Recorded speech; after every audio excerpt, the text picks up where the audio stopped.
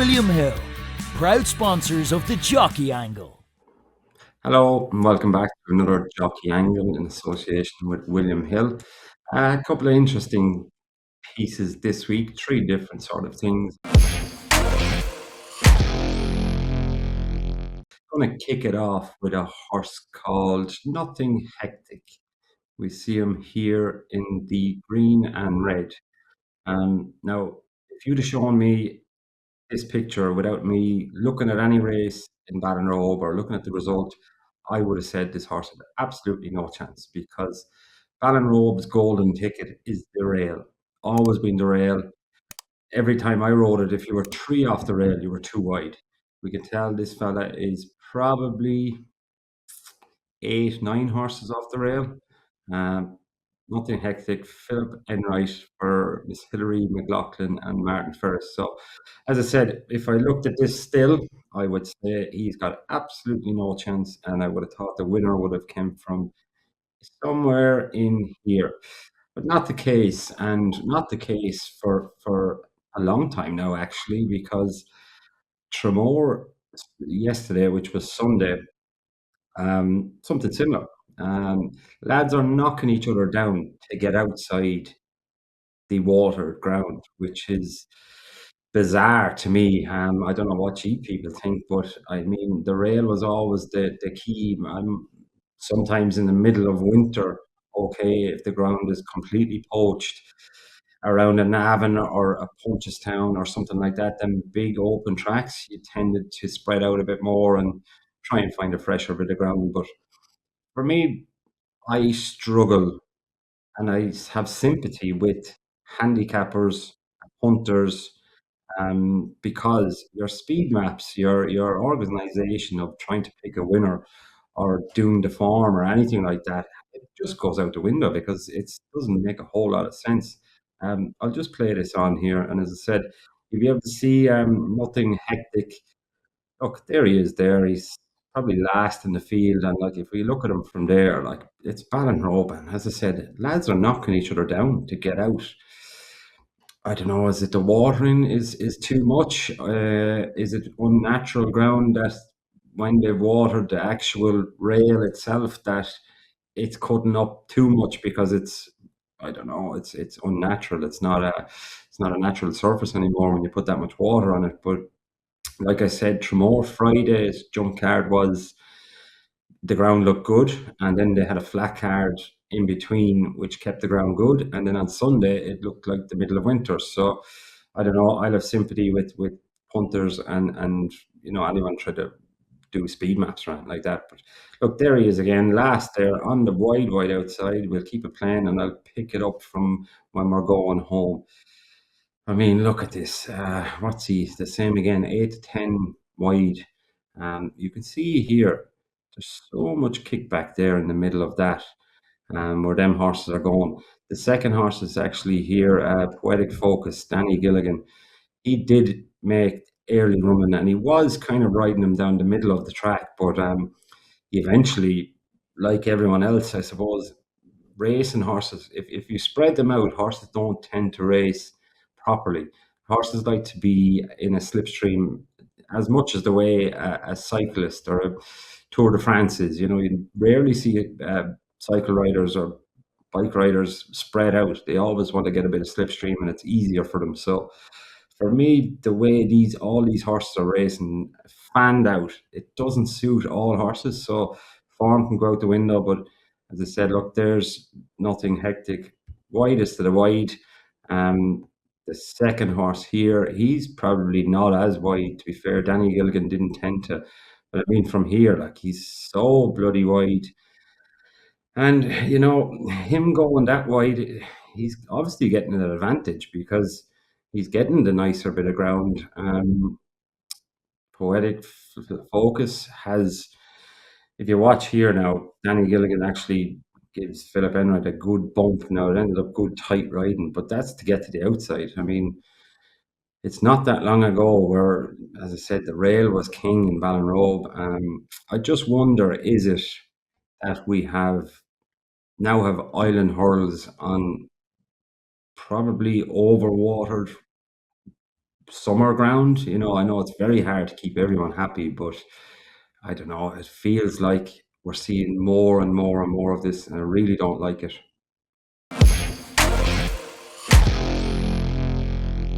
Now, this is a fantastic bit of riding by Sam Coen. Young man claiming 5. He's some value for 5 now, if you ask me. He's here in the yellow on preparations. Jessica Gorman, who had a mixed day in Tramore, she had 2 winners but lost one of them, unfortunately, way in light. But that's her there on Go Flow Joe in front. Jessica is probably she's setting a grand pace, but for me, she doesn't anticipate the bend well enough. This bend here in Tramore, away from the stands, most horses actually handle it away all right. It's usually when you're going down the hill in Tramore that some of them they struggle to sort their feet out. But I'll just play it on a little bit here. You can see Jess. Um, she's just going into the corner, nice and casual. And watch here. Oh, young Sam Cohen does absolute wonders to stay on this horse. Try and get back to the point here if I can. Now, you look at this horse here. He is, what's he after losing? 3, 4, 5 horse width off the rail.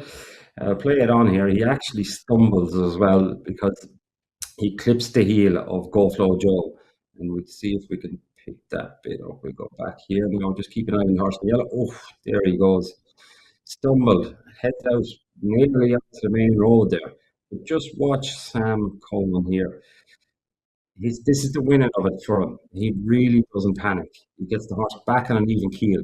That horse would have got a fright there, but Sam was probably, he's a cool customer. Sam, he's a good, strong rider. He's obviously lost 6, 7, 8 lengths nearly.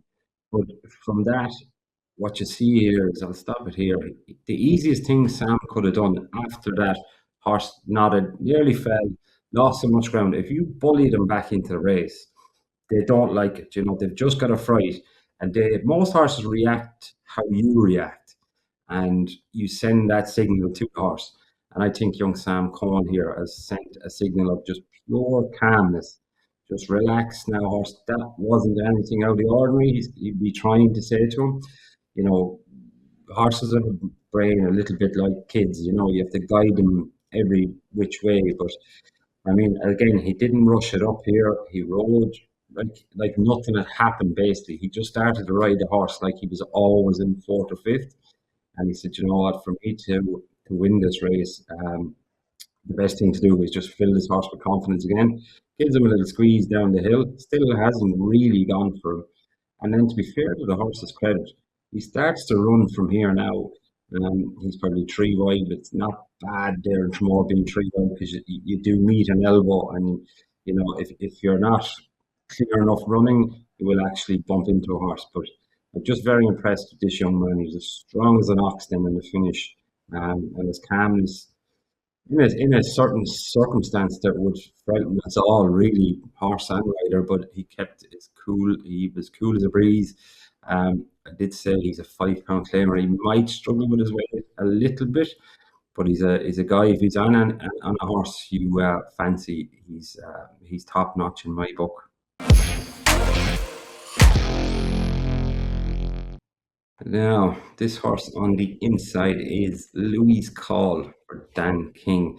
He does win the race, but look, Dan is hot property at the minute. Everyone seems to be speaking about him, and for good reason, because he's a smashing rider. I just thought I'd single him out and maybe look at his approach to hurdles and what sets him apart a little bit. So we played along here. Dan's on the inside there, black and white colours or navy and white colours.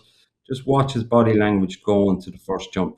This horse is actually running a touch keen. What I really like is, if I stop it there, there's absolutely no interference with the horse's mouth. See this horse here outside him, because they're after going a really, really quick pace.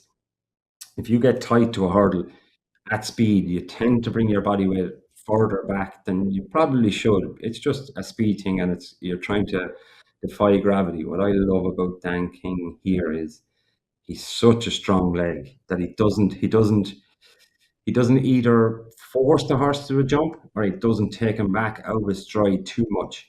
And basically, what you're doing then with this horse is you're sending that signal that this is very easy. What Dan King does is he gets horses into a rhythm. But to get a horse into a rhythm, there's a lot that goes into it. You have to go down to a jump, and that horse has to think this is the easiest thing I've ever done. And what I do like about Dan is he saves his big jumps for late. He literally wants his horses just popping. When I say just popping here, we watch him again. Watch his lower leg, how strong it is, how settled his hands are. He's not squeezing with his arms. He's not flapping around. He's squeezing that horse in with his leg.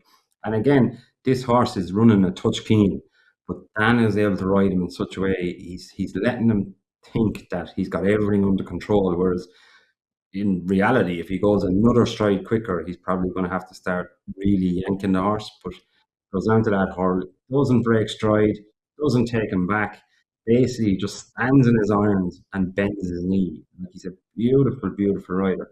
There were two hurdles, say, where I said he loves to save ground. He went around the whole race like that, didn't ask for a big one, got the horse into this lovely rhythm where he wasn't jumping exuberant and he was keeping a lot of energy. But it'll just show going down to the second last. When the race develops, this is when you see Dan King. He's not just sitting up doing nothing on horse. He's as brave as a lion when he needs to be. Up and there you go, down to the second last. Absolutely grab the hold of this horse. Give the horse no other option bar to come. Does the very same at the last. Fires him there again at the last. You go back a little bit from that. So the difference in that jump and the first jump, that was the first jump, the jump first time around. Dan King goes down, doesn't interfere with the horse's mouth, doesn't take him back. His balance is so good. He doesn't get too far forward, he doesn't get too far back. He's able to just bend his knee, use the iron, and let the horse do the jumping. But like I said, he just popped his way around. Horse tunnel is very, very easy. But this is what I love is once it's game on and he's in race mode, look how far he fires this horse at the last. Absolutely wings it. He hasn't just got brilliant style over a jump. He's strong as an ox in the finish. He looks like he's riding over jumps. Yeah, and for me, that's some little bits that make him so good. It's the connection he has with a horse. He lets a horse do a lot underneath him. Some people like to control a horse with their hands and can sometimes get over revved going to a jump. And the more you do on the horse going to a jump, the less they will jump. So if you can get them to take you down with their ears pricked or not, or even if they're touch keen, not to sit back, break their stride, because then a horse starts to hold its breath, starts to panic, and they don't get into that rhythm per se. Whereas Dan, I'd say, could get any horse into a rhythm. The way he rides that horse, especially, but if we watch him in the Galway hurl, he does it in a massive handicap with no room. He rides the very same. There's no panic in him. He's very confident in his ability and he's very confident in his horses. And it's shining through at the minute. And yeah, hopefully we get to see a lot more of these clips during the winter because he's a smashing rider to me. Full Irish and UK video form is available now on irishracing.com across mobile and desktop.